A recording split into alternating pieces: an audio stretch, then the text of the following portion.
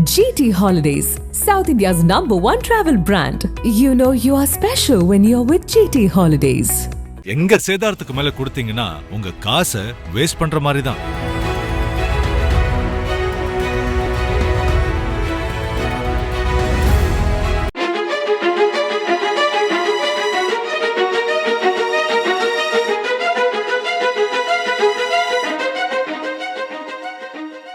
தர்மபுரி மாவட்டம் பாலக்கோடு தக்காளி மார்க்கெட் அருகில் புதிதாக நவீன வசதி கொண்ட சொகுசு மதுபான கூடம் ஒன்று திறக்கப்பட்டுள்ளது. இந்த மதுபான கூடத்திற்கு அருகில் அரசு பெண்கள் மேல்நிலைப் பள்ளி மற்றும் ஆண்கள் மேல்நிலைப் பள்ளிகள் செயல்பட்டு வருகின்றன. இதனால் பள்ளி மாணவர்களின் கல்வி பாதிக்கப்படும் என்று பலர் மதுபான கூடத்திற்கு எதிர்ப்பு தெரிவித்து வருகின்றனர். அந்த வகையில் இந்த மதுபான கூடத்தை அகற்ற வேண்டுமென தாவேகா சார்பில் 7ஆம் தேதி கண்டன ஆர்ப்பாட்டம் நடைபெற்றது.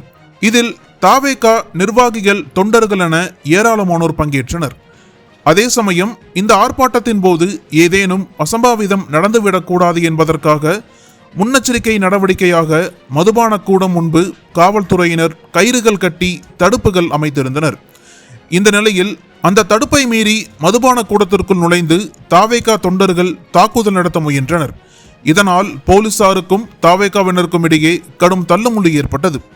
அப்போது தாவேகா தொண்டர் ஜெமினி என்பவர் அங்கு பாதுகாப்பு பணியில் ஈடுபட்டிருந்த தலைமை காவலர் அருள் என்பவரின் கையை கடித்தார். இந்த செயல் காவல்துறையினர் மத்தியில் பெரும் அதிர்ச்சியை ஏற்படுத்தியிருந்தது. அதோடு இது தொடர்பான வீடியோ காட்சிகள் சமூக வலைதளங்களில் வெளியாகி வைரலாகியது. இந்நிலையில் காவலரின் கையை கடித்த தாவேகா தொண்டர் ஜெமினியை பாலக்கோடு காவல்துறையினர் கைது செய்தனர். மேலும் போராட்டம் தொடர்பாக 12 பேர் மீது வழக்கு பதிவு செய்த போலீசார் ஜெயபிரகாஷ், கணேசன், கிருஷ்ணன், வினோத்குமார் ஆகிய 4 பேரை கைது செய்துள்ளனர்.